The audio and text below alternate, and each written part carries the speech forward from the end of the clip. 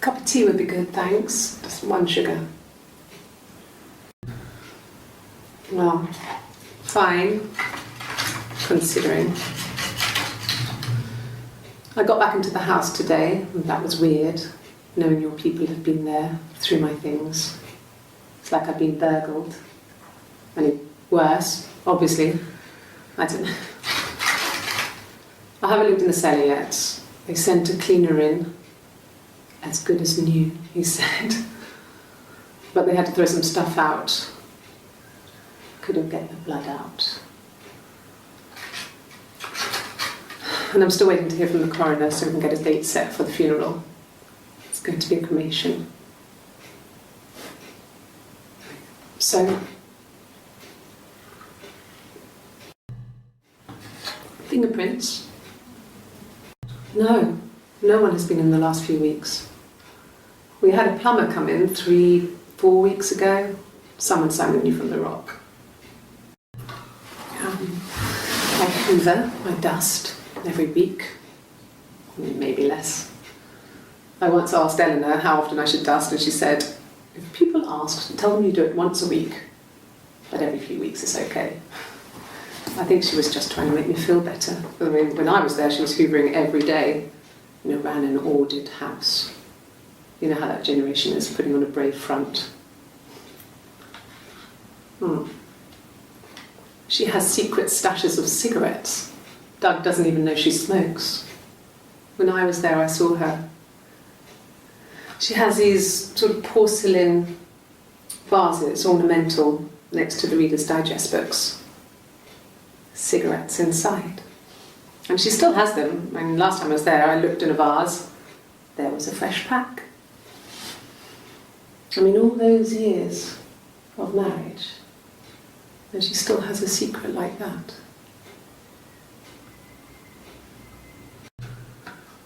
A week or so ago, it would have been the Saturday before my birthday. I get like that on the weekends, have a lie-in, then want to get up and blitz the house. Yes, yeah. I would have cleaned them. I changed the sheets too, with the fingerprints in all those places. Could they have been my parents' fingerprints? I'm not sure how long they last for, but is that possible? I sleep on the right side of the bed as you come in from the door. You can tell because I have 2 pillows and he just has 1. What kind of hairs? A wig? You mean... What type of wig? No, I've never worn a wig. What kind of wig? Could the hairs have come from somewhere else? I mean, could they... We have a lot of dolls in the attic. There's a Rapunzel doll with long blonde hair. Could they have come from there? Okay.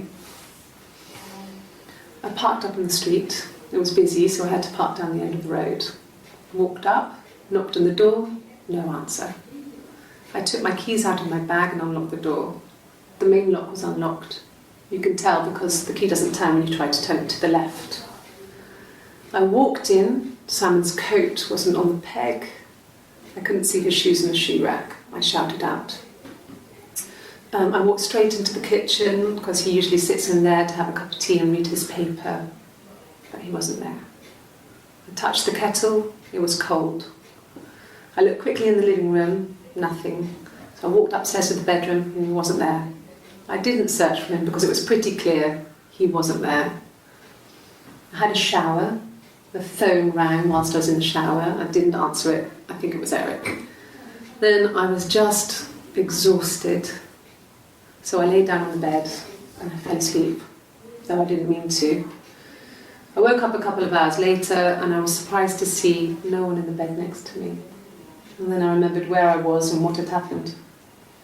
That's when Eric called again. This time I spoke to him. Then I called Doug and Eleanor. And then I decided to come and see you. That enough? Silver leaf? No. He normally silvers them properly. This mirror, it's supposed to look antique. The reflection isn't as good. It's the perfect mirror for someone who doesn't like to look at their own reflection. But on his clothes, that would make sense. He made it by hand. I mean, he brushes the silver onto the glass. It's not how they make mirrors these days. I mean, he made the mirror and he gave it to me.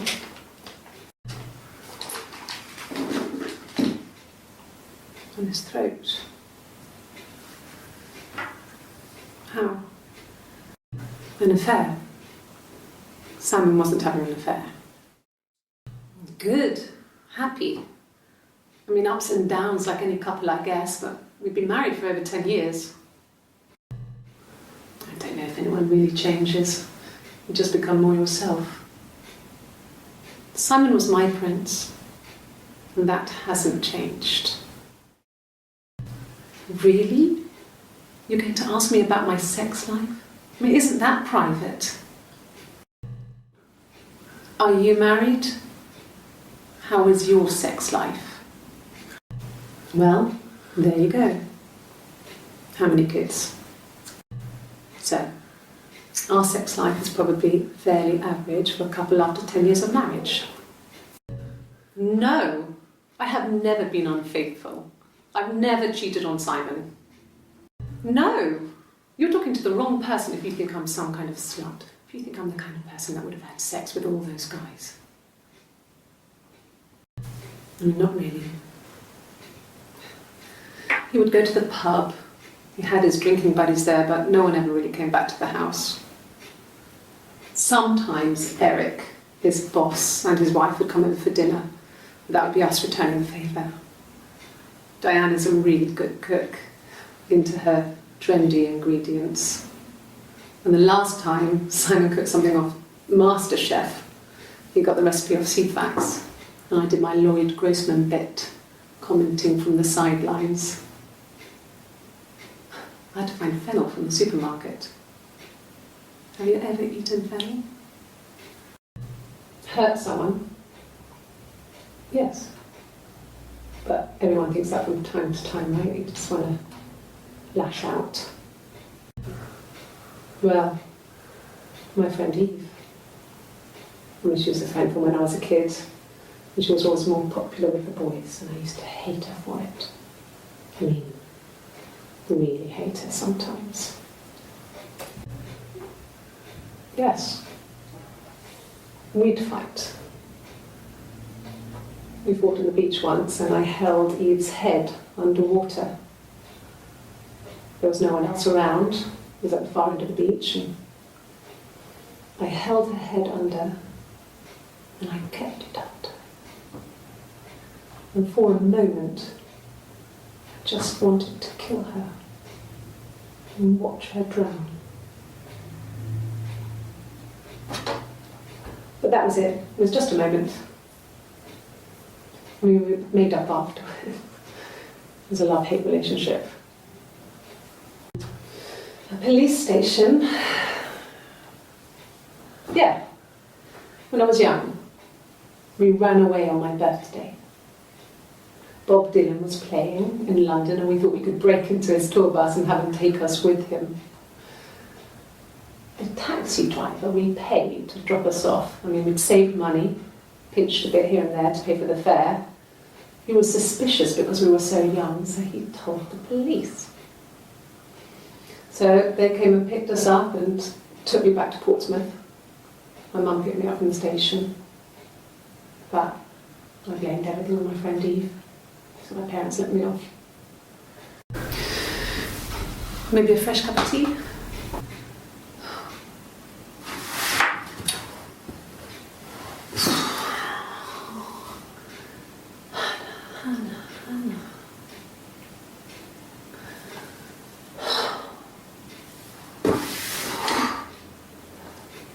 What are you doing talking about Eve?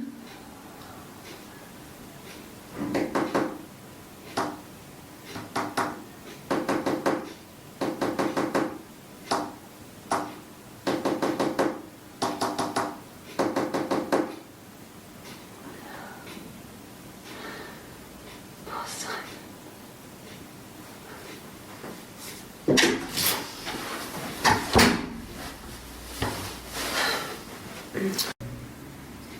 1984 was an awful year in the end. We were living at Doug and Eleanor's. I lost the baby at the end of spring and my parents died in the summer. It was a hot summer, a heat wave. So when they discovered the bodies, it was just awful. Because of the circumstances, them dying together like that, they brought in a lot of police. A forensic entomologist. I had to look that up. It was because of the heat. It's just awful. They said it was food poisoning. There was something in the food they ate. My dad liked to pick mushrooms, grow them too. They said it was the mushrooms. It was hard to believe. Death caps. They have a skirt around the cap. My dad taught me that. But, the police had no reason to think it was suspicious. They lived alone. And no one had any reason to hurt them. Yeah.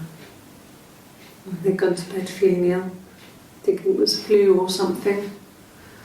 The neighbour called me. I had to use my key to let them in. We found them dead in their bed. And they'd been there for days. No one had noticed. Just awful. It was so soon after my miscarriage. The worst year of my life. I'd been so happy to get married, and after that it was just like, fuck.